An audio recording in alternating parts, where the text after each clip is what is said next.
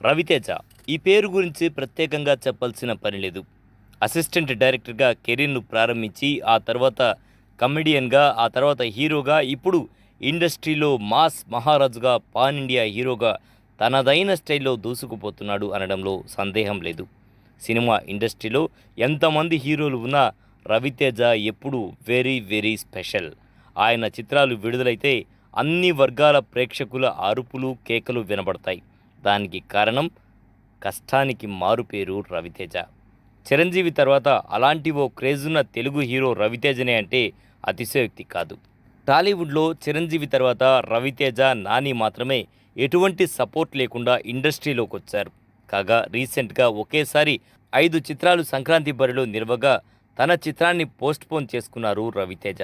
రవితేజ నటించిన eagle cinema Sankranti కానుకగా release కావాల్సి ఉంది. సాధారణంగా సంక్రాంతికి 10 రోజులు సెలవులు రావడం, పండగల నేపథ్యంలో అందరూ థియేటర్లకు వెళ్లడం, ఎంజాయ్ చేయడం, దీన్ని మూవీ మేకర్స్ క్యాష్ చేసుకోవడం జరుగుతుంది. దిల్ రాజు అభ్యర్థన మేరకు ఈగల్ ఫిబ్రవరి 9న విడుదల చేయబోతున్నట్లు మేకర్స్ అధికారికంగా ప్రకటించారు.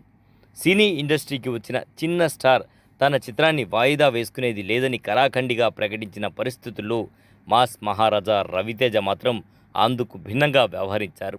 ఈ విషయం తెలిసిన మాస్ మహారాజా ఫ్యాన్స్ ఓ రేంజ్లో పొగిడేస్తున్నారు. ప్రధానంగా ఇక్కడ ఇంకో విషయం కూడా చెప్పాలి. తన నటనపై ఆయనకున్న పట్టు, ఏ సమయంలో రిలీజ్ చేసినా తన చిత్రాన్ని ఆదరిస్తారనే ధైర్యం, అంతకు మించి ఫ్రెండ్లీ నేచర్, ఇవన్నీ ఇండస్ట్రీలో ఆయన మంచితనాన్ని నిరూపించాయి. మరో విషయం, తన మూవీతో పోటీ పడుతున్న హనుమాన్కు ఎలాంటి ఇగో లేకుండా వాయిస్ ఓవర్ ఇవ్వడంతో మాస్ మహారాజది గోల్డెన్ హార్ట్ అంటూ నెటిజన్లు పొగిడేస్తున్నారు.